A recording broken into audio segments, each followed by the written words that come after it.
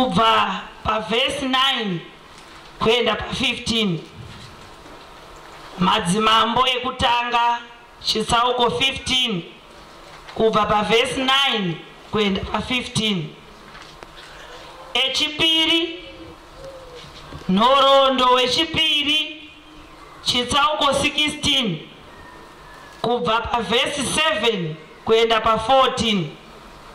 Second Chronicles chapter 16 verses 7 through 14. Ekupedzisira zvakaratidzwa chitsauko 2 verse 1 to 5. Revelation chapter 2 verse 1 to 5. Ndichatanga kuwerenga kuna madzimambo ekutanga chitsauko 15 kubva paverse 9. Pane mazwi anoti: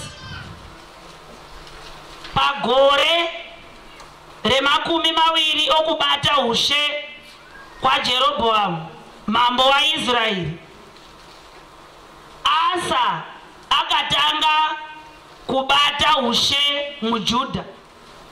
Akabata ushe muJerusarema kwa makore 41.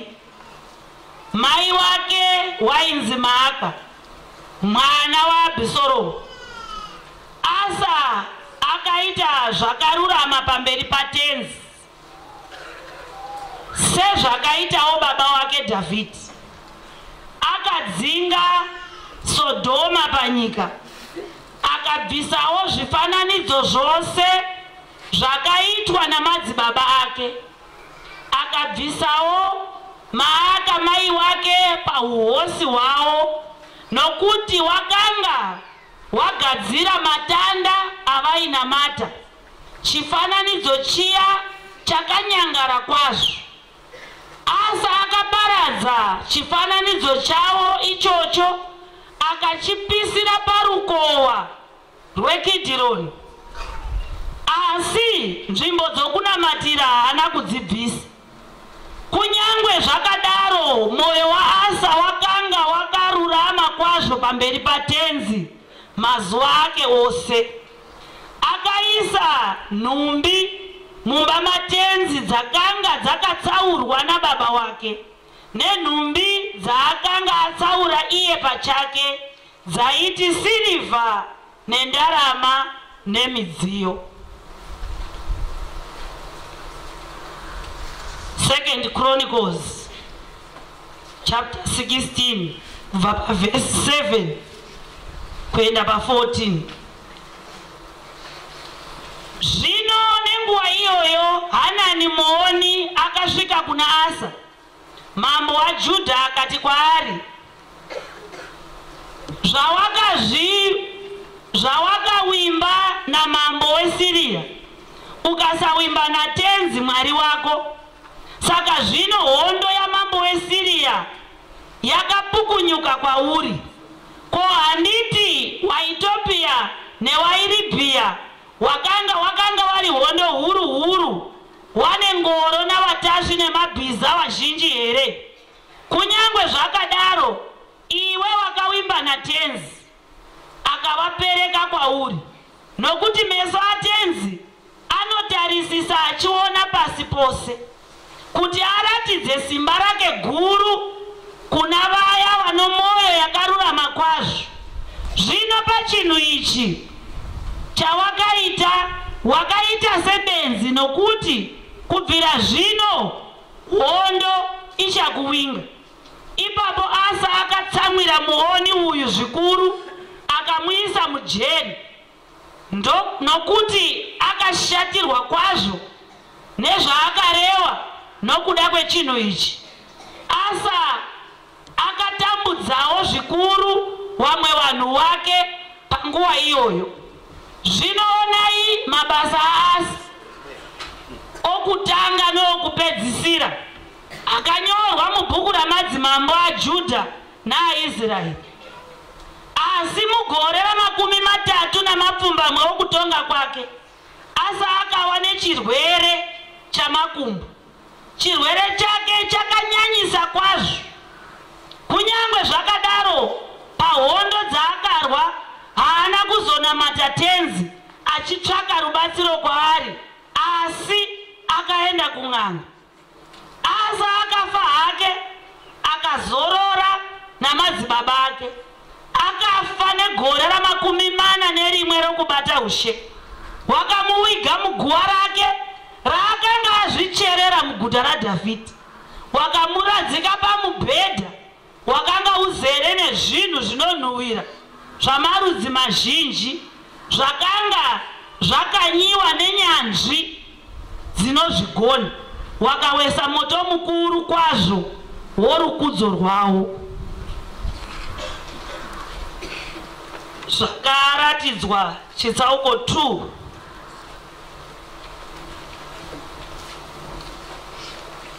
pavhesi 1 kuenda pa5.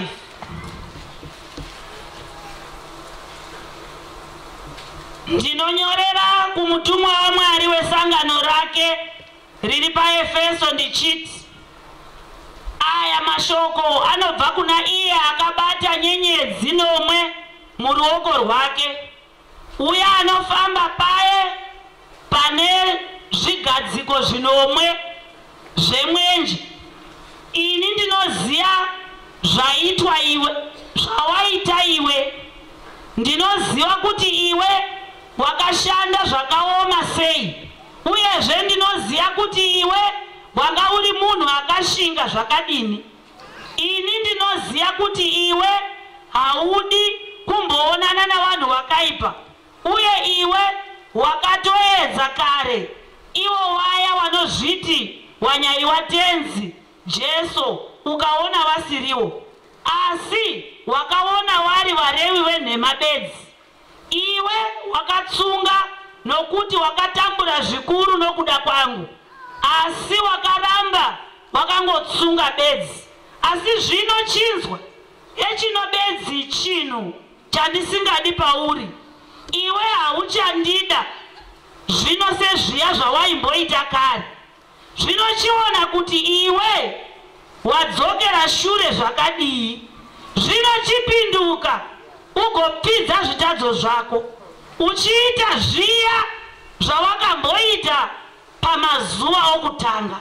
Zvino kana iwe usingapinduki uchipidza kuita zvitadzo zvako, ini ndichauya kwauri ndigobvisa zvigadziko, chigadziko chako chomwenje panzvimbo yacho.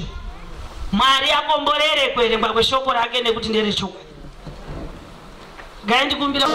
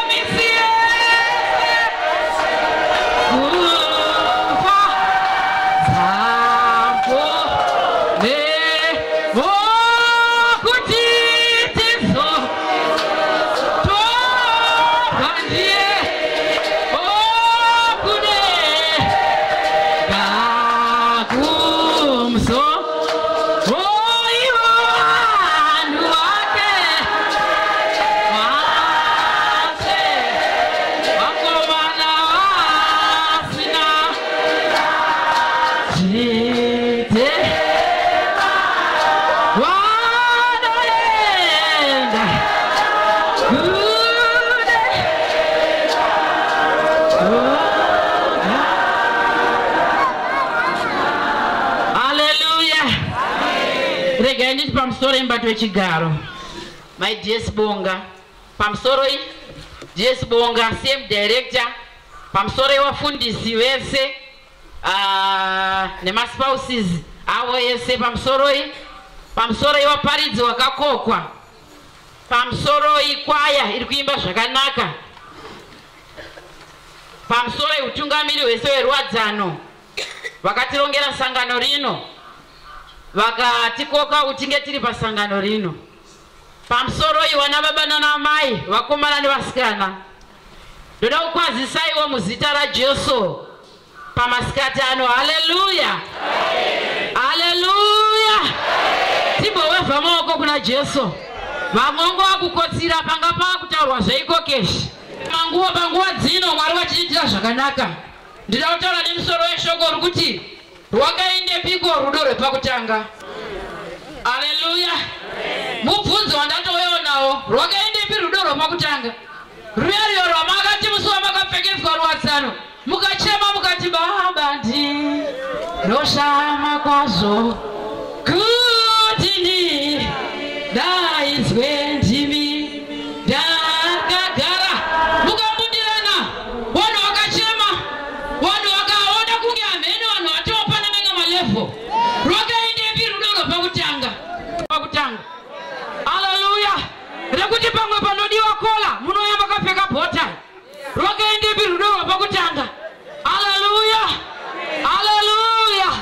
Rwakaendepi rudo rwepakutanga? Pamakati ndauya zvachose mukamhanya muchechi mukatungamira. Rwakaendepi rudo rwepakutanga? Haleluya. Ndiyo nyaya ndauya nayo. Ukaona pakubvunzwa kuti rwakaendepi, ukaona amai vachibvunza kuti rusero rwaigara parwakaendepi, zvikura kuti varwishaya panzvimbo paro. Haleluya. Munhu afunze chinhu chaari kuona chiripo, panenge pane chashayikwa papozishon. Haleluya, haleluya. Saka ndati zvapo Jesu anouya kutora vakadzi anotora wakanaka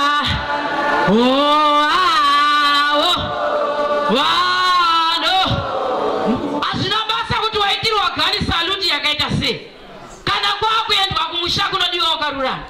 Ndida kutenda Mwari nemavhangeri ese auya kumashure anga ari kutaura nyaya yekururama. Amen woye, haleluya. Rwakaendepi rudo rwepakutanga rwokuti waimukira kurumuko uchienda kunonamata nevamwe?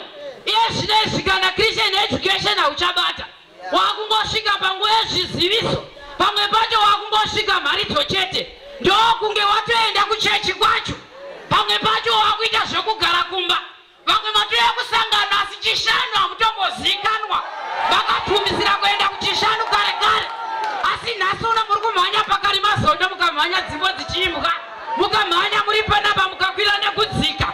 Haleluya. Rwakaendepi rudo rwepakutanga rwokuti maiziva kuti chechi inoriritirwa, asi mazuva ano maakufunga maakungoregedzera kuriritira chechi? Rwakaendepi rudo rwepakutanga? Haleluya.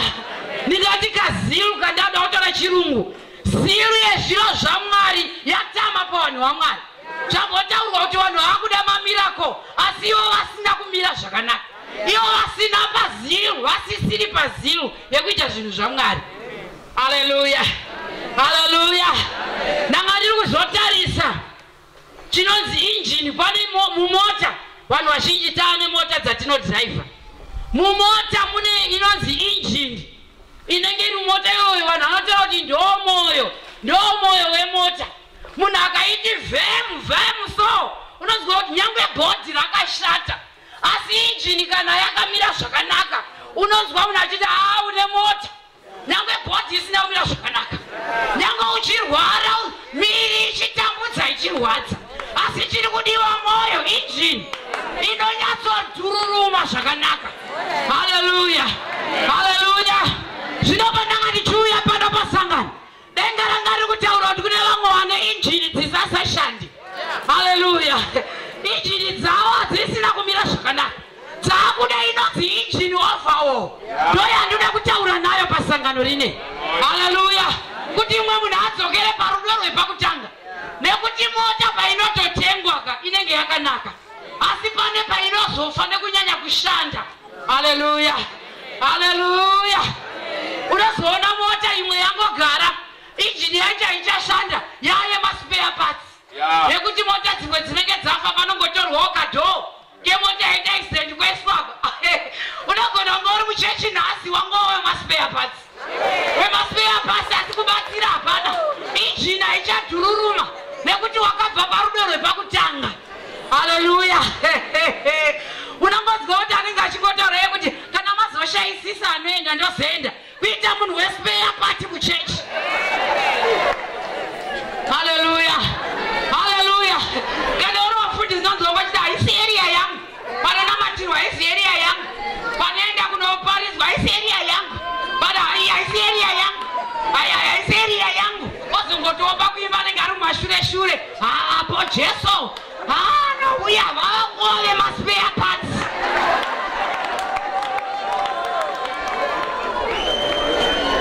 Hallelujah. Hallelujah.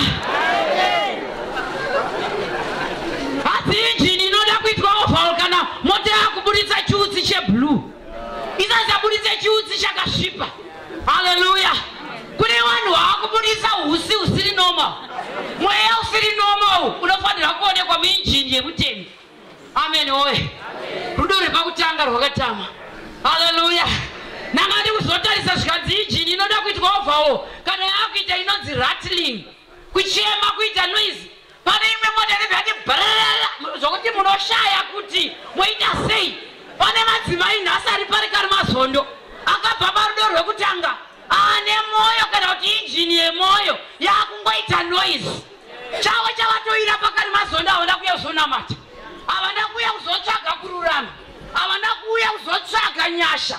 Asi kuda kuuya kuzoona kuti kwakamira sei kari mazondo kwatakaendeswa. Kwazouya vanhu vakawanda sei. That's none of your business. Iwe pipinda mabusiness yekuchemera upenyu hwako kuti Mwari agokuitira zvakanaka. Hallelujah.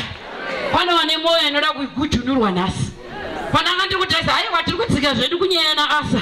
Pananga ndiri kutarisa panyaya yeinjini. Zvikanzi pane zvinhu tu zvinoitika. Pane inonzi in chassis rebuilding. Hallelujah. Iyoyo ndeyekuti injini haibviswe haigurunurwe kubva mumota. Inenge iri mumota imomo yongobviswa mapatsi achichinjwa. Asi iyi manje inogona kusirira dzimwe tsvina. Saka ndide kuti mwana Mwari hatisi kuda in building ba. Hallelujah. Hallelujah. Asi pane imwe inonzi out of chassis. Hallelujah. Nekuti injini inogujunurwa mabhaudhi ese. Achisunungurwa ese mabhaudhi. Yoburiswa mumota yogadzikwa pasaidi apa. Yagara pasaidi zvinochinjwa zvichichinjwa. Zvinogezwa zvichigezwa. Hallelujah. Hallelujah. Out of chassis. Injini overhaul inenge ichiitwa. Mukristu anofanira kuitirwa zvakanaka. Hallelujah. Adzokere parudo rwekutanga. Nekuti pandanga ndichiverenga kuti inoitirwe overhaul zvikanzi to bring the engine back to factory specifications. Idzokere panzvimbo chaipo chaipo. Hallelujah. Ibondomberera imoko ndakambogugula. Hallelujah. Hallelujah. Mwari wachitiitira zvakanaka. Amen. Hallelujah. Kune vamwe makristu vane kona dzavanoda kuchengetedza kuti dzisasvikwe nevhangeri. Kana munhu akuda kuparidza kweiriya kwake anonga achida kunge ngasasvikikani ngasasvika. Anenge achida kuti kumwe kusasvikwe. Hallelujah. But ndiri kuti out of chassis inogujunura mapatsi ese. Achichinjwa kuchiiswa zvinyora. Amen. Hallelujah. Paiparidzwa yeupombwe anenge ndozvege. Ndinotogara ndaura vanhu kusvikira musasa hure. Nekuti kana kuti kufamba hakusi hamunyatsodzwa zvakanaka kunzati kufamba. Kusvika musasa hure ndichaparidza. Zvicharamba zvichitaurwa zvechihure izvi. Amen. Hallelujah. Zvikanzi out of chassis iyo. Every nut and bolt is removed. Hallelujah. Checked and cleaned. Kuti zvichiri zvakanaka here. Hallelujah. Anenge ari kuitwa injini iyoyo. Most moving parts are replaced. Hallelujah. pane kamwe katauriro katinoita kanoda kuchinjwa, kanoda kupiwa katauriro kanyowani. Tidzokere parudo rwekutanga rwataitaura kuti mudikani Mwari akuitire zvakanaka. Ezvinezvi wakungopindura rafu, pane mapatsa ari kuda kuchinjwa. Haleluya. Tidzokere parudo rwepakutanga chaipo. Haleluya. Haleluya. Saka pane munhu ari kuda kubvuma kugujunurwa. Haleluya. Nekuda kwemavhangeri pana baba uya ana makanika wakawanda. Mubaya asumukawo nepinjisi yake akatanga kugujunura mamwe mabhauti. Tiesines ro wakauyawo neyavo screwdriver wakabopa mabhauti amwe anga awiki. Wakauya futi masukume nawo wakatanga kuscrewnura. Haleluya. Inda pano dai Mwari watiitira zvakanaka. Haleluya. Tidzokere parudo rwakutanga. Dai izvozvi waiziwa kwawaimbowa. Malevo umwe wacho vaitowa kuma 90 degrees. But vamwe wacho takuma 50. Vamwe tapa ma30, vamwe titori pa0 chaipo. Dai tiri kutorwa zvino zvemweya tiri pa0 degrees. Amen woye. Asi Mwari ndingwari vanodzoreredza zvakabiwa newakaipa. Haleluya. Haleluya. Taverenga nyaya Asa. Mambo akatonga kwe 41 years. Asi pa 41 years idzodzo 35 years ndo dzaakaita zvakanaka. 6 dzekutera haana kuzoita zvakanaka. Haleluya. Asa ataverenga winda aiverenga kuti tinzwisise, vamwe hatingainzwise kuti tiri kubva kupi. Saka ndaiverenga kubva kuna makoronike tikaverenga kuna madzimambo kuti tione Asa uyu akambofamba zvakaita sei. Zita rokuti Asa hadzi rinoreva kuti healing, rinoreva kuti physician. Akanga ane zita rakanaka asi akapedzisira rangova zita iye abva panyasha dzaMwari. Haleluya. Unogona kungosara wakudzimai veUnited hazvina kushata, but panyasha dzaMwari wakabva kare. Wakabva pare kare wakasara razita gosa makadii gosa. Gosa makadii tatsikwa. Muchitsike henyu vanhu asi makabva panyasha. Haleluya. Haleluya. Vanhu vachibva vafara vakati vakuru vari pakati pedu. Vakuru vari pakati pedu. Asi vakuru vacho anogona kunge vakabva panyasha kare. Haleluya. Asa akamboita zvakanaka pamberi paMwari. Asi pamberi apa akachinja, akarasa rudo rwepakutanga. Haleluya. Pane mazita ati akambodaidzwa nawo ekururama kana kuti eutsvene, but zvine zvachinja. Amen woye. Haleluya. Pane vamwe vaitozikanwa kuti ndana Dhokasi kumadzinza kwawo, but paakangotaurwa chete kuti izvi zvinenge zvaane zvikwambo mukati, akabva aregera kuita zvakanaka. Wakabvireiko parudo rwepakutanga. Haleluya. Haleluya. Takambopiwa mazita akanzi mubati wechigaro. Haleluya. Isu kwedu tamuti mubati wechigaro weruwadzano. Kungoita shoti katende kanopa kachiremera ende kanoakidza kazwi kacho. Mubati makadii mubati maswera here mubati. Makambobata zvakanaka first year nesecond year. Asi pamakazodzokerwa pachigaro third year hamuna kuchibata zvakanaka. Ezvinezvi vakutofunga kuti ruwadzano ndorwekumba kwenyu. Vakutofunga kuti vana vamunotungamirira vana vekireshi. Vakutoda kutovatora kunge venyu kuvaisa maoko enyu. Kutora zvinhu zvechechi kuita zvekumba kwenyu. Mari yamakolekta uchechi munombotora 2 weeks nayo muchiita business kumba kwenyu. Isati yabhengwa muchingoti asikana ndaikanganwa. Ende hanganwa dzangu hamuna hanganwa makarasa rudo rwepakutanga. Mukatendera Satani kuti akushandisei. Haleluya. Haleluya. Kudunhu kuchidaidzirwa mari dzerupawo. Imi munotombodzichengeta dzabhengenurwa. Muchitomboda bhadhara fizi yemwana ndosaka mwana wenyu ari dofo. Kutora mari dzechechi. Muchitomboda bhadhara fizi nemari dzechechi. Haleluya. Haleluya. Haleluya. Mwari watiitire zvakanaka. Mwari watibatsire tidzokere parudo rwepakutanga. Haleluya. Takambozvibata zvakanaka. Asi pane patakarasira rudo rwaMwari. Ukatungamirwa kana kuti ukafamba nemuKristu aexpire, pane dambudziko. Haleluya. Rudo rwepakutanga rukange rwaexpire mumwana waMwari, anovahora iye ari muchechi. Ndosaka taita nhamo yavanhu vakashata muchechi waiparidzwa waya. Vekuti havato Makamboda kuona munhu anoparidza kana kuti anotaura chokwadi. Anogona kumuka mangwana akurwara nemakumbo. Anogona kumuka mangwana akuchipatara. Nekuti ndakambozviitirwawo ndaparidza imwe Easter pane imwe nzvimbo. Ndakawirwa negenga revanhu ekusango ajesta rerwadzana. Haleluya. Kwakurwara Mwari wakandiitira zvakanaka, vanhu vanamata. Ndakadzokera futi ikoko kunoparidza futi. Umwe wacho akandimhoresa akati asima kuda kudzokera futi kusick leave. Ndikati aiwa kudenga kuna Mwari. Ticharamba tichiriparidza nyangwe wasingade. Haleluya. Haleluya. Nekuti rudo rwepakutanga rwakatama pamunhu. Amen woye. Akuita zvese ari muchechi. Haleluya. Mazita atakambodaidzwa nawo zvichipanga mazano wedu. Zvinezvi ndima akuratidza vanhu kunobviswa mimba. Makabva parudo rwepakutanga. Maiti mai vakauya vachichemera mwana wavo. Maiti shamwari vaibata ruoko mota angeipapaka. Zvinezvi vaakumunongedzera kunofambirwa kana kuti kunoshandirwa. Haleluya. Haleluya. Mwari watiitire zvakanaka. Munhu akaexpire anonetsa kudhila naye. Ende zvinhu zvakaexpire zviri dangerous. Unogona kusara wakuita zvese wakaexpire kudhara. Inini chandoziva expiry date yemutendi ndopaanoimbirwa radoka zuva tedzigara ineni. Asi kune vamwe vari kutogutsikana kurarama muchechi vakaexpire kudhara. Best before my husband was still alive. Pakangofa husband vakamatanga kuhura. Kutozoya kurumuka netestimony vanongo ava magraduate. Ndakavafundisa nemari yekuhura.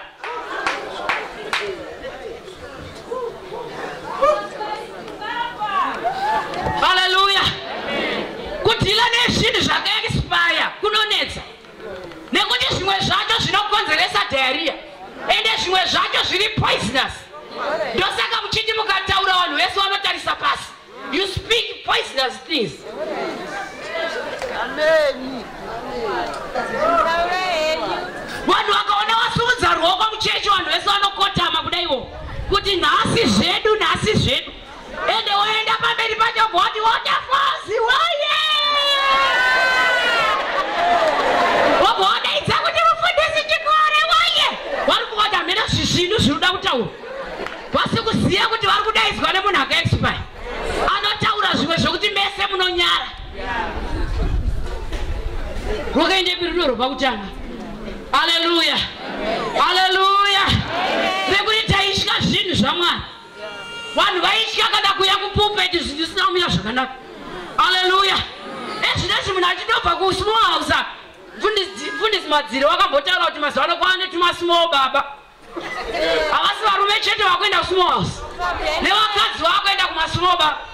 Achibva kusmall baba otopfeka uniform yake osunga dhuku. Ototanga kuti chindiona imupone. Achide kuzogachira chidyo. Rudo rwepakutanga rwakaendepi. Haleluya. Asa akatanga basa rake ari very zealous. Achiitira Mwari zvakanaka. Haleluya. Akaenda akanopunza huwa dzezvezvinhu zvainamatwa zvisiri zvaMwari. Akaenda kunoparadza zvese zvisingataure umwari. Amai vake chaivo hadzongoone chimwari chavainamata. Akavapisa kuita hosi. Ari overzealous, ari zealous nezvinhu zvaMwari. Haleluya. Paamai vake apa akatopwanya marelationship. Nekuti pamwe amai vake vakatorwadziwa kuti mwana wangu here kundibvisa pahosi. Pane vamwe vanhu vakatotadza kuirira nawo uchiti wakunamata. Asi zvinozvi vari kutoseka vachikuona kuti kunamata kwakaendepi. Haleluya. Wakabva wasumuka kumusha parufu ukati asikana ndati ndiwa ndakuudzai. Ndati ndikuudzei kuti ndakunamata. Mwari wakandionera nyasha. Musazondipinza mune zviro zvenyu masikana. Musandipinze. Vanhu vakati aiwa makunamata. Zvino wakukuonai madzokera futiko. Kwamakabhooneka. Haleluya. Haleluya. Akapwanya akati imbonyatsoona moto imboona mhani. Uchiti ukasvika muchenyu chinamata kwati fire. Fire. Zvino haupururudze, hauimbe, hapana kana kunamata kwaunoita. Rudo rwepakutanga rwakaendepi. waiti ukapinda muchechi unoyaziva kuti mbuyangana vachaita kuti zvinhu zviendeke. Ezvinezvi munosvika zvenyu mabhosi mopeta maoko kudaiwo mogara vanhu vosheya kuti ana mbuyangana vaibveita kuti moto ubake mukereke vakaendepi. Rudo rwepakutanga rwakatama. Haleluya, haleluya. Izvo hazvidi kuyererwa nemunhu, unotozviyerera wega kuti pandaimbova ndosaka revelation achibva atarotarisa madonhero awaita. Amen woye. Haleluya. Mwari wachititira zvakanaka. Asa patiri kufamba naye hanzi akaudza zvipo muchechi zvanga zvabva kuna baba wake nezvakewo, akazviudza muchechi achiri neziru yezviro zvekunamata yezviro zvaMwari, ari kunzwa mapapiro. Haleluya. Zveshe zvataimbodzwa mhani. Amen woye. Pane vamwe vaunotoona kuti aiwa ndadzikira pane zviro zverudairo, tikuti taunzwa pakati mazondo kudzoreredzwa panzvimbo kuti injini dzigeswe tidzokerere panzvimbo yedu chaiyo chaiyo yataiti tikasvika paching'ando taiona nyasha dzaMwari. Haleluya. Ezvinezvi takuenda paching'ando tiri matorist tichingoona kuti wo ndo pavainamatira. Okay, mati vaipfugama apa. Okay, maiti vakatedzwa ari kutonyora zvake history. Anobva ipapo asina kana nyasha dzagunzva ipapo. Haleluya. Ziru yezvekunamata yatama mukati meupenyu hwake. Kana ari mazuva iwayo aibva aimba asa nyika yakanakisa inomusha kwawo isingazoputsike. Achipwanya achiparadza zvese singataure umwari. Mwari nonyaradza hakuchina nazvirwadzo. Vave achibvaita netumastaira achiita netumastaira nekuti zvanga zvakamunakira achidzwa ziru yezviro zvaMwari. Vave reginema hakuna aiva neshamwari dzake dzinoda zvekunamata obva wambundirana tinoda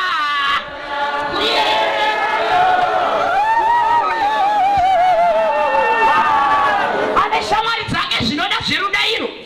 Ndinoda kuendayo kune musha vachimbundirana vachiita zverudairo. Haleluya. Asi mazuva ano rudo rwepakutanga rwakatama, dzimbo dzekuimba dzachinjwa. Ndoba akuswera achiimba dzaimbwa idzi dzekuti pamamonya ipapo hadzi panenge pachipisa tinenge tiripo purege mubata zvenyasha zvatama paari. Haleluya, haleluya. Aiti akapedza nyika yakanakisa oenda zadzisa chirevo chako. Mwari isha wechokwadi ose marudzi ngaaone ruponeso. Akati unzwa kusection yakati kune all-night aienda ndiye anenge atopa kuimba ndinoda kuenda daizvobvunza nhasi kuti wakagumisira rini kuenda kusection prayer, wakagumisira rini kuenda kunamata wesection. Rudo rwepakutanga rwakatama. Wakaenda ikoko pawaingoda kuti vana vako vasimbiswe, pawakasimbiswa hatina kuzombokuona. Halo. Haleluya. Haleluya. Ende vanhu kana vachida kupfeka mauniform vanofamba. Svika tiri kudzishandira uniform idzi. Haleluya. Tapedza kushandira mauniform toda kushandira mweya. Toda kushandira mweya kuti gozosvika kumusha. Amen woye. Hapana kwaunowashaya panhamo ndiwanenge watobo kuchinyarara moyo wangu wachitabatira mubati mapapi tatoko kurufu hanzi bhodhi iri kutorwa natu anenge achifambira zviro zvenyasha asi pane pazvakarasikira.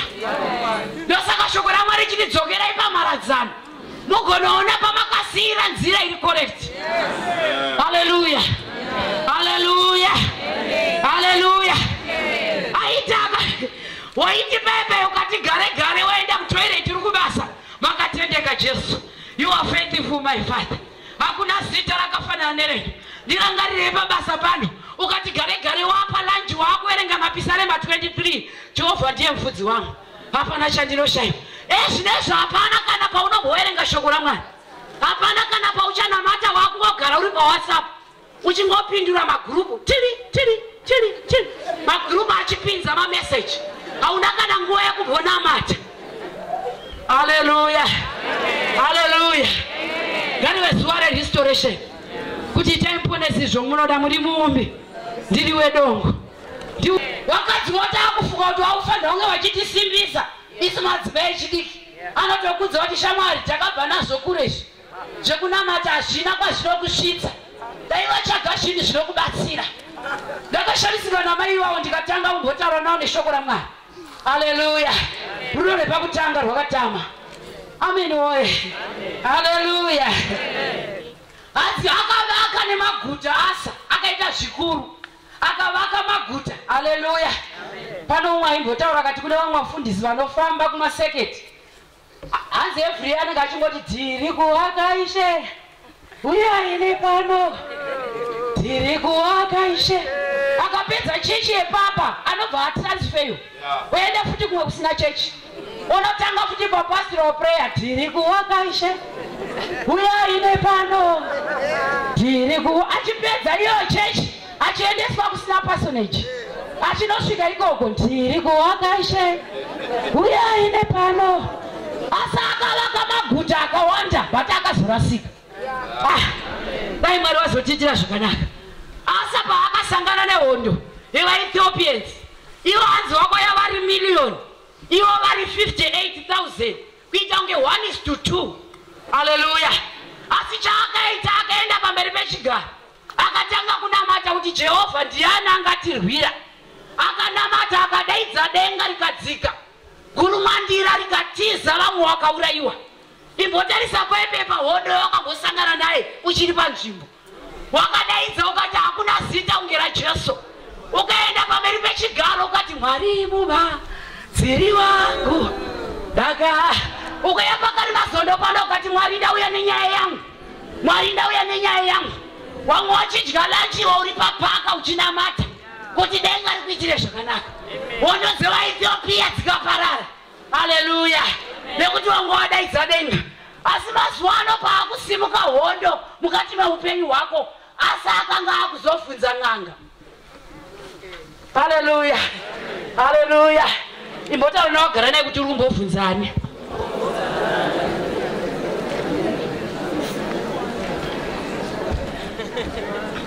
Haleluya, haleluya. Aonekwa kuti aita imwe hondo, akaenda kunobraiba umwe mambo kuti aende kunotaura nevanhu vaya pazvive kuti adaidze denga sezvaakaita pavaEthiopia. Amen woye. Mazuva ano pane nyaya dzimwe dzatinogona kutongerwa naMwari dzataakuenda kunobraiba vanhu. Haleluya. Isaiziwa kare kuti vanhu vachitsvaga mabasa vaiuya paaltar pamasangano akadai, vanhu vachiitirwa zvakanaka, vachidzokera vachitoona mabasa. Vanhu vaiti vasina vana vaiuya pakati mazondo paaltar vodaidzirwa kunzi vasina vana uyai. Wauya vanhu vochemerera denga, denga rodzika, gore rinouya pamwe wezura munhu atakura ane pamwe. Asi mazuva ano taakunobraiba mambo Beni-Hadhadhi kuti atiitire zviro zvedu pazvive kudzoka panyasha. Haleluya, haleluya, haleluya. Taiziva kuti vanoda michato vaiuya vachinamata paano pamasangano aitwa, asi mazuva ano vakadzi vemazuva ano vakupfuwira varume kuti vaone kuchatwa navo. Mwana wavanhu wobva aita zifusa. Saite kudati maroad runner tinongokukuridza pese pese zvisina oda. Ngatizive pekugumirawo naMwari. Vanhu vakutya kusimuka vachitaura nyaya dzavo nekuti pane vanhu vakabva parudo rwepakutanga. Kungorutaura kuti shanu zvinoswera chisipiti yese yazara, zvinoswera mbare yese yazara. Vari kuLondon vanenge vakutotaura kuti nyaya tadzwe yekumbai, munhu ari kuLondon azvizwa nari yanga asiri kuchishanu, rudo rwepakutanga rwakatama. Haleluya. Vanhu vakuenda kunobraiba mambo paive kudzoka pamberi pechigaro. Amen woye. Ndozvachitaura kuenda kunobhuka $200 asi iko kuna Jesu asingabhadharwi. Zvimwe zvakonzereswa nemamai makabva panyasha kuti vamwe vanhu vasununguke kutaura nyaya dzavo, kungoitaura chete ratoo newsletter ramatonyora. Indoo muchiita zvakadaro. Asi muri pana patenzi taungana kunge zvakaringana turatura.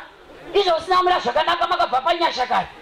Itoonai mai avo vekuchechi kwenyu Vasasaya kurwadzana. Amen woye. Ati makawataura. Mukawapurura mukawadzikisira. Hallelujah. Amen. Anakupisha. Ndida kubvunza madzimai rwadzana ari pano kuti ingamaimboenda papakawani muchinamata. Izvi zvokupiwa machira mazuwana kupi? Izvi zvokusungirirwa tambo mazuwana epi? Mazuwana kupi? Amai mazuwana kupi ana mbuya Lidia Chimwanya vanambotidzidzisa nhaka yakadaro. Hatina kumbosiyirwa nhaka yakadaroba. Nana mbuya Lidia Chimwanya neana mbuya Mandizera wakaenda. Tazvionepiko zvatakuita izvi? Ingataimbodaidza denga richitipindura Mwari wachiitira zvakanaka. Hallelujah. Tozongopota chiti vanhu havachauya, hamusi kuuya kumaprayers. Hamusi kuuya kumaprayers. Vauya kumaprayers ikoko vari kubva vatsondoreka. Tangai madzokera panzvimbo imiwo kumaprayers. Dzokerai parudo rwepakutanga. Maprayers atoita group atopinduka kuita kunhu kwekumakuhwa. Kumaprayers kwaita kunhu kwekupurura chechi. Kumaprayers takanaita kushowa kumaprayers muchationa tichiuya. Pane pamwe paunoona zviri nani kunamata kumba pane kuenda kumaprayers.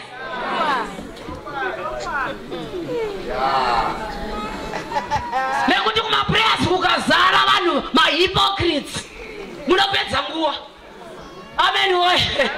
Wokuti kukazoya denga rikadzika vese vanoti kata nemadhimoni.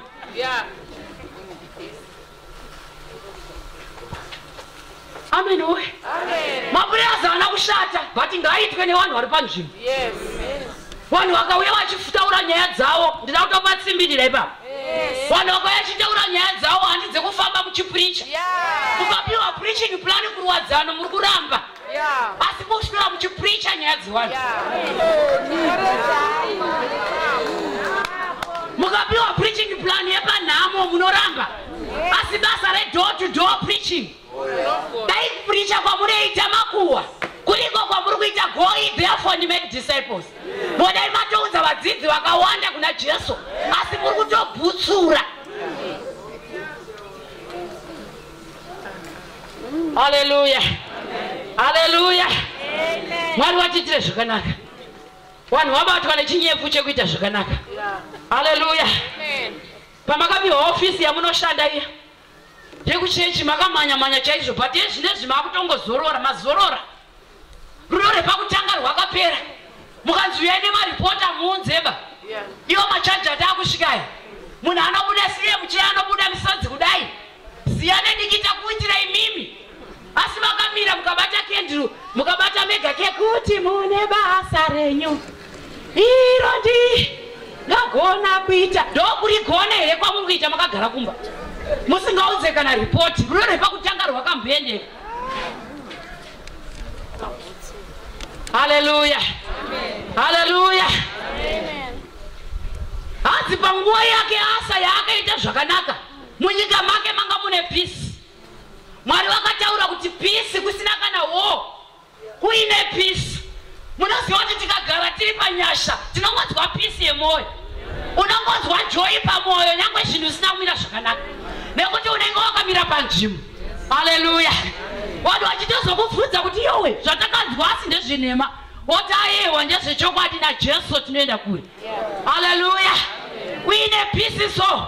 Asi mazuwano munhu haasi panzvimbo. Saka anogara ane hasha. Kungoti Mai Gwiriri pamwe usati mabhisa kwanzi kodindegeri wamungotaura. Munhu agara ane hasha dzake. Peace yakatama paupenyu hwake. Hallelujah. Kungonzi kwatakakutumai hamuna kuenda zvonzi zvinosungirwa munhu here. Zvinosungirwa munhu. Mazwi akutaurwa nevanhu maKristu. Kwete mumwe munhu wokusango. Mumubvunza kuti inga makati muchaenda. Zvonzi zvisungirwe muzvizvi. Tumaika wangu.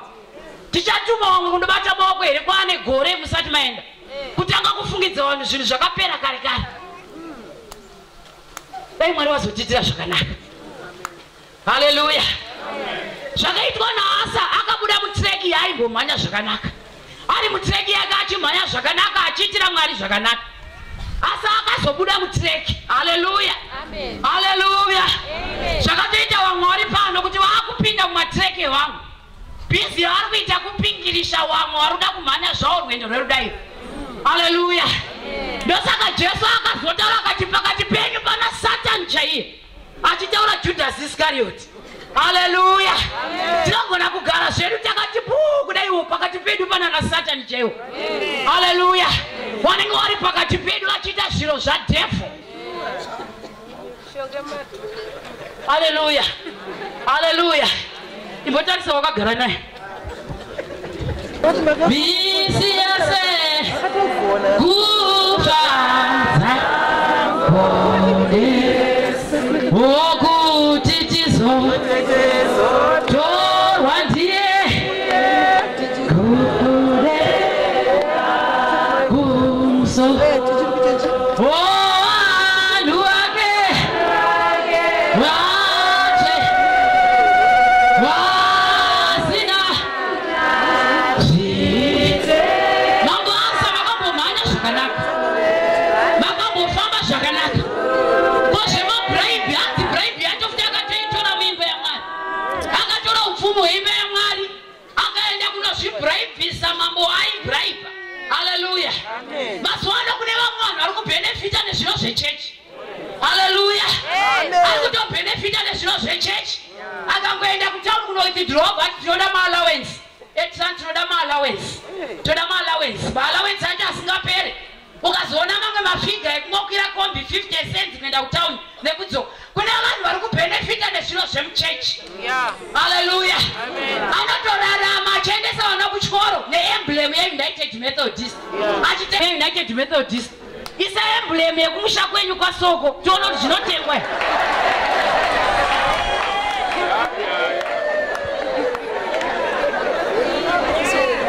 Haleluya. Rupawo habhiseba. Asi panapa bhuti rakazara nezvinhu zvinemu. Kune vanhu vari kubhenefita nezviro zvechechi, asi ivo vasingade kuzoitira Mwari wacho zvakanaka. Mapedza kuita izvozvo United haisungise munhu. Amen oye. Haikusungisei, asi imimi wachifunga yaomega kuti ndinoda kuitira Mwari wangu zvakanaka. Haleluya. Kune vanhu vari kubhenefita nezviro zvemuchechi, anenge achitoda kuti peitwe mafunction aonewo tumwe tumatuke chitwe rice tokuenda natwo kumba. Pokana zvasara zvibuditseika panze, motaura kuti CM kune shuga dzasara, kuonekwa mbuya ngana vasina vopiwa. Manje imi munenge matogowana kudhara muri kuchoto. Vanhu vanenge vatogowana. Iko kune shirikadzi dzinoda kupiwa chikafu, vanenge vatogowana nyama dzasara kudhara. Vanenge vatogowana. Kune vanhu vari kubhenefita nezviro zvemuchechi. Kune nyaya dzatichaona dzakatimirira tasvika pamberi pechigaro. Rudo rwepakutanga rwokuva vanhu vanotaura chokwadi rwakaendepi. Haleluya. Haleluya. Vakatumwa kutauni kunoita zviro zvechechi, vanobva vagara vari kutoziva kuti kuchechi hakuna mari, asi vanoti handiri pabasa rechechi. Vonyatsogarisana vozadza tebho yemuchikenini, zvikati tanga taane nzara, saka takatenga lunch. Risiti yacho tinayo, hatisi kuda risiti, tiri kuda vanhu vanonzwisisa status yatiinayo kuchechi kuti haina kumira zvakanaka. Momboregewo kuzvifidha. Vanhu vari kubhenefita nezviro zvechechi. Fiwe ye$20 yamakatora muchienda paHarare hospital, vanoda $20. Mukati ndirirei $20, imwe $10 mukatoenda ino kumusha kwenyu paseke. Tichaona munyaya dzakatimirira pamberi pechigaro. Kubhenefita nezviro zvechechi. Rudo rwepakutanga rwakaenda kupi? Haleluya. Haleluya. Haleluya. Rudo rwepakutanga rwakaendepi? Kungosara muchiverenga mari dzechechi nguva pfupi makuda kutengerwa makoko. Imi utoziva kuti mufundisi haana kana maallowance. Imi ndima akupiwa maallowance. Ene munopiwa kukebzi kwamunoshanda.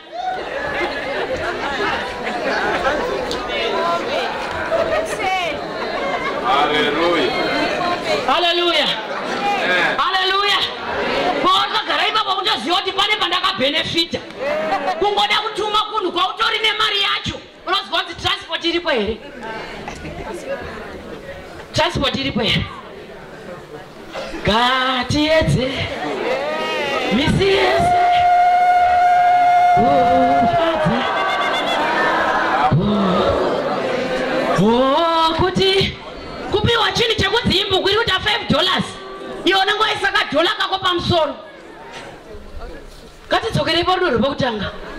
Vamwe vototadza kuafota zvinhu waisa makapu. Amen woye.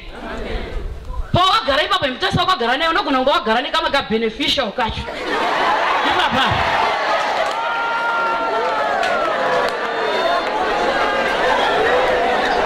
Tokake kake. Kekuti matipfekedza mauniform panguva yenyu. Vanhu vari kubenefita nezviro zvechechi paimvoti denga ribenefit. Munhu iye anode atobvisa mari kurwadzano ikamutira zvakanaka. Asi anotengeswa tupoto tokuti nguva yenyu matipfekedza. Donoita kuchechi nekuti uchaona dzakakumirira. Takazviwana kupi? Takazviwana kupi zvatakuita? Zvekutoti munhu atotambudzika kutenga uniform momutengesa poto.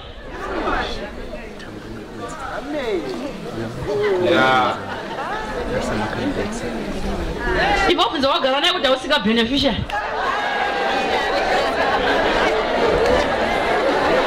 Avharire. Abraibwa yaenda nekuseri. Akabva aregera. Asi akabva asiya mapango acho aripo. Mabasa kwakutora zvinhu zvemuwengi. Kwakutotanga kuwakisa izvozvo. Haleluya. Haleluya. Kwakuwaka nazvo. Rudo rwepakutanga rwakaendepiko hama dzangu. Dai manyatsondinzwisisa masikatano. Kuti Jehovha ndidzorere panzvimbo. Zvewakaipa ndo zvandakutoshandisa. Ndo mapango andakushandisa kushanda kuwaka zviro zvangu. Haleluya. Ndo paunoona kuti munhu aona kuti kupfuma achida kupfuma chopu chopu waenda kundotora zvikwambo. Tinowaziya vamwe ezvinezvi vakutodhiraivha mota dzakanaka nezvikwambo zvawanazvo. Kwete vekuru asi vatinoziva vakushandisa zviro zvisiri zvenyasha kuti vasimukire. Netidzorere panzvimbo mani. Pana anofanira kutendeuka pasangano pano achitera kuti handichada kuwaka nezviro zvewakaipa. Haleluya. Haleluya.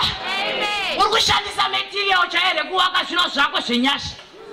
Haleluya. Kana kuti wakabva panyasha. Amen woye. Haleluya. Tichimhanya mambo Asa hanzi ati gare gare akaita ronda pagumbo. Anga asasaende kuna Mwari akuenda kunofundzira kun'anga. Amen woye. Anga asasaiti kare mai maibona mata mhani. Inda vakuenda kunofundzira kumadzimai. Inda vakuenda kunofundzira kwamuri kuenda kunofundzira. Uyaitifundire kuna Jesu mani. Haleluya. Rimwe zuva ndadzika kombi ndiri kuendawo kumba kwedu. Ndakasangana naamai vamwe vakadzikawo kombi.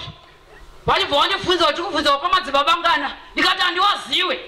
Zvikanzi aiwa ndangonzi ukangodzika kombi chete. Kungofunza kuti madzibaba ngana unobva waratidzwa. Ndikati mapiwa wrong information. Wozina handimuziwe. Zvikanzi aiwa anobatsira anoshandira. Ndikati kwedu kuchechi hatinde zvekushandirwa, tinoshanda dzidziswa kushanda tega. Haleluya. Zvikati munopinda chechi ipi? Ndikati United. Zvikati United. Haleluya. Haleluya. Akaedza kunditsanangurira zvikanzi hanzi vanobatsira imi. Ndikati aiwa inini handiwaziwe nekuti hatinde zvekubatsirwa. Hatinoziya mubatsiri ndimwari. Ndakavabvunza kuti mabhepi zvikanzi ndabva kunotoni. Ndikati kuti uya kuno goromodzi kuzoshandirwa. Mwari wakuitirei nyasha. Haleluya. Ndikati pamwe mukavafonera madzibaba vanga kudirectei pamba pawo. Zvikanzi ndofunga muri wanyuwani munomu. Ndikati ndine 10 years ndiri munomu. Asi munhu wamuri kutaura ndimuziwe.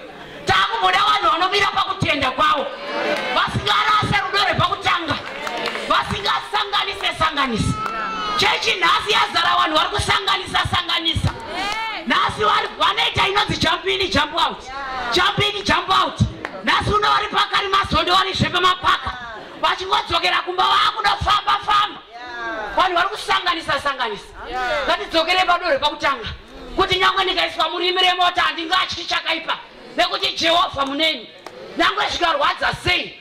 Asa ane ronda rake. Asa haana kunamata. Akaenda kunofunza kun'anga futi. Nekuti moyo wake ongo waomeswa. Ndosaka ndataura kuti kune injini dzinoda ofawo masikatanayi. Amen woye. Uya Hosea akauya kuzomudza Anani. Akati mambo nezvamakaita mukadai. Asi akabva atotsamwa. Vakabva vaita opposite naDhavhidhi. Dhavhidhi akabva atendeuka akati ndinochema kutondera muitiro yandakaita. Asi mambo Asa akabva aomeswa moyo. akatora Hanani akamisa mujeri. Amen woye. Kune vanhu varikuisa vamwe mutuma jeri pana. Kune vanhu vakateiswa mutuma maximum vari muchechi. Havana kuiswa nemadzitete, havana kuiswa nanasekuru, wakaiswa nevanhu vanoimba navo tiri wawadzana. Iwe utori nekamaksimum kako kaunoisa vanhu. Ndiri kuti repent for the kingdom of God is at hand. Ende uchiramba wakaomeswa moyo. Uchitora uchiisa vanhu mutuma maximum prison. Kuti achibuda kudai uko akuite kamaximum kanenge kakareba akabudike. Indozo mambo asa marasika. Marasikira papi amai.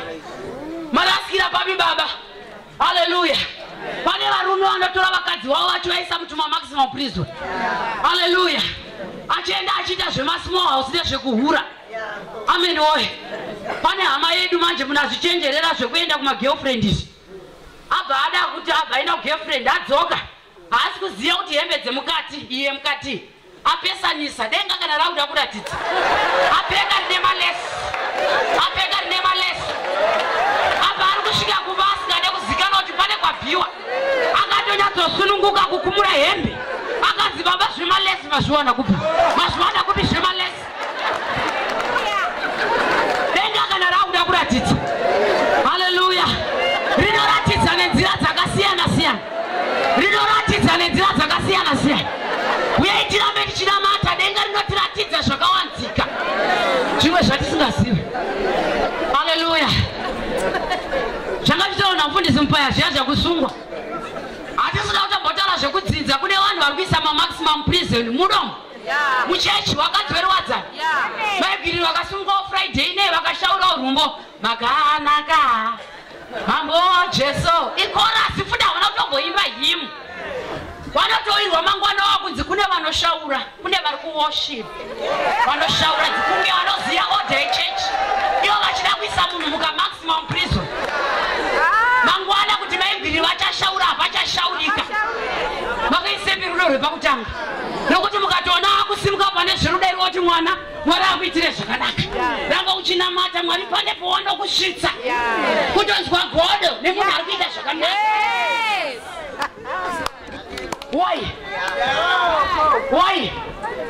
Why kuisa mai vayo maximum prison? Muri kuvaisirei pachechi penyu? Nekuti vakadhonetera mufundisi sutu ima hamusi kuda henyu regerai.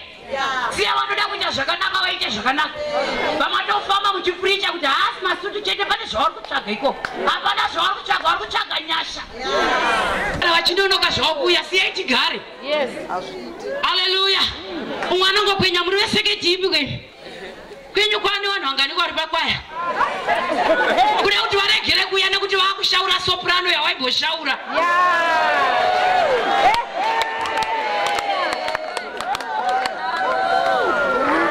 Hallelujah. Hallelujah. Hallelujah. Ibaba futi pasera apa ndichacheuka zvangwa. Kuna vanoisana mumaximum. Vanoisana mumaximum prison. Hallelujah. Anenge achingoti akati gare gare mukuru tatituye ari kuofisi kwaDS. Achinoisa vamwe mumaximum prison. Ibaba apa.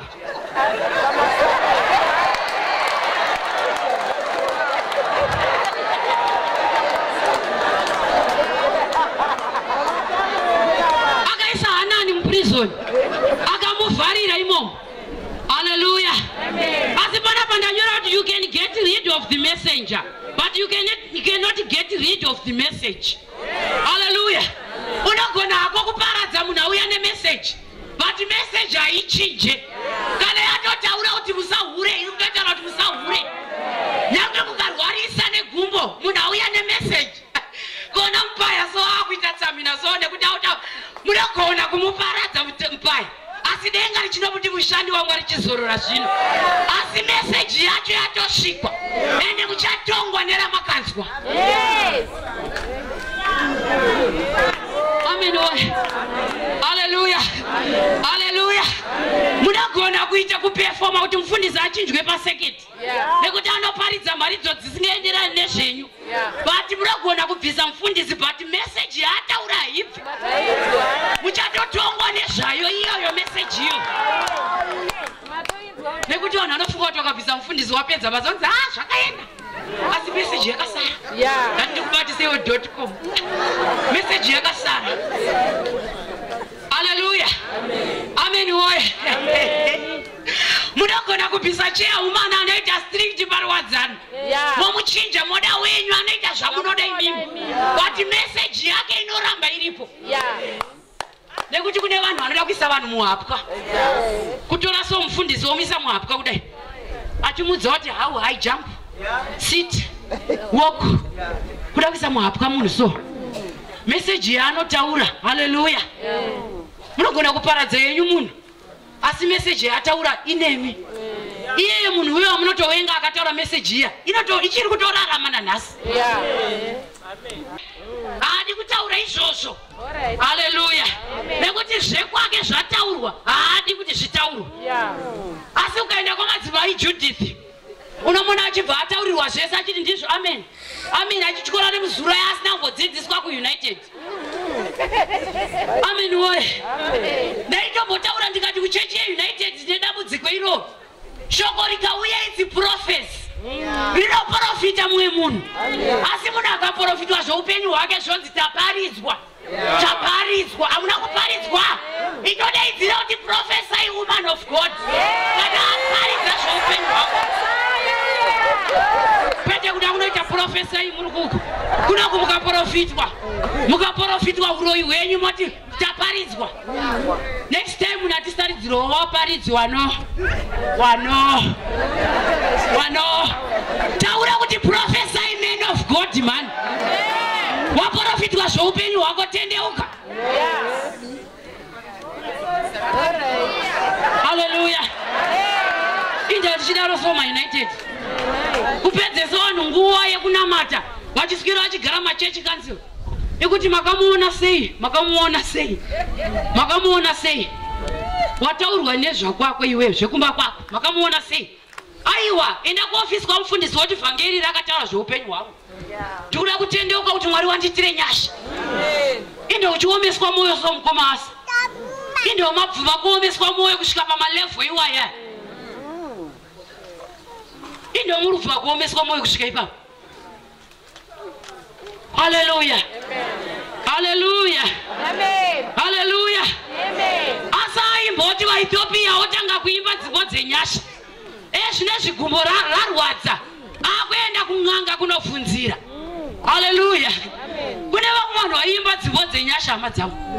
Asi zvinezvi zvakashanduka dzimbo dzaakuimbwa dzadzimwe. Haana kana CD mota makere wabvuiwe kuchechi kwake. Haana Jalafu. Dini uya aimbonzi wakamboba. Ndozanenge achingoridza idzodzo idzi. Anoda kutoudza vanhu kuti makambondiseka Mwari wandisa pane mamwe malefu. Atone pride mukoma Asa. Akangana kuti akasvitswa ipapo naMwari. Angoswera achingoti pese pari ndini uya. Ndini akaenda kumusha anenge angori nemakii paboard viewing. Kuti vanhu vaona kuti ane mota. Akamira panapa kunge asina kukiya mota. Otanga kuti twi.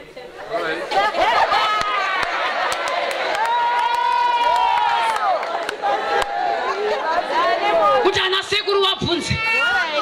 Kuti zviko zvamuri kuita izvo ndikukiya mota. Maziya kuzoikira kunoku, madi kuikira kwamabheko.